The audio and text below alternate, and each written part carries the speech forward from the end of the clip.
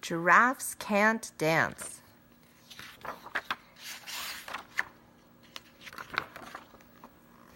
Gerald was a tall giraffe whose neck was long and slim, but his knees were awfully crooked, and his legs were rather thin. He was very good at standing still and munching shoots off trees, but when he tried to run around, he buckled at the knees. Oh no! Now every year in Africa, they hold the jungle dance, where every single animal turns up to skip and prance. And this year when the day arrived, poor Gerald felt so sad, because when it came to dancing, he was really very bad.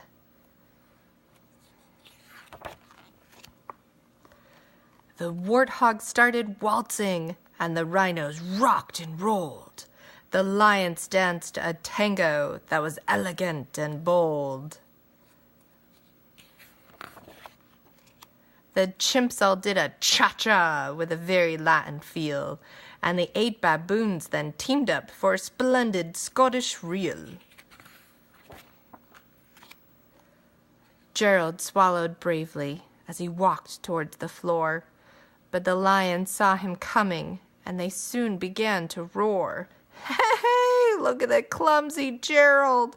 the animals all sneered. "Giraffes can't dance, you silly fool! Oh, Gerald, you're so weird!" Gerald simply froze up. He was rooted to the spot. "They're right," he thought. "I'm useless. I feel like such a clot." So he crept off from the dance floor, and he started walking home. He'd never felt so sad before, so sad and so alone.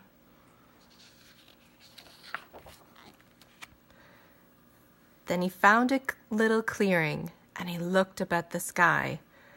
"The moon can be so beautiful," he whispered with a sigh. "Excuse me," coughed a cricket, who'd seen Gerald earlier on.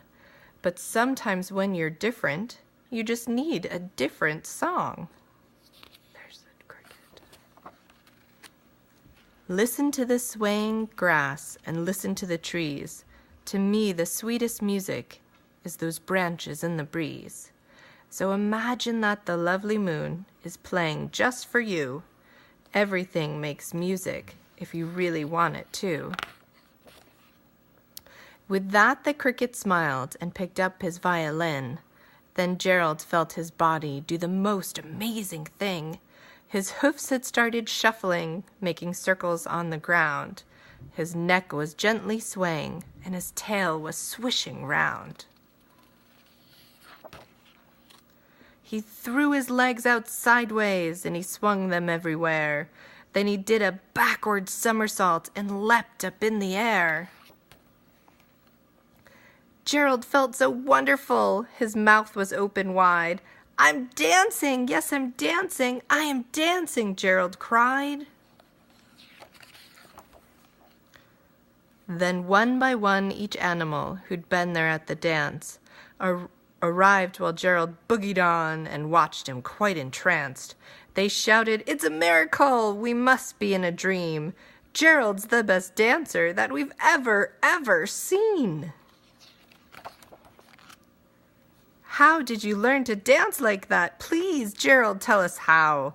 But Gerald simply twirled around and finished with a bow.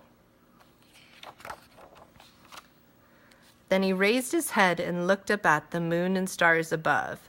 "We all can dance," he said, "when we find music that we love." The end.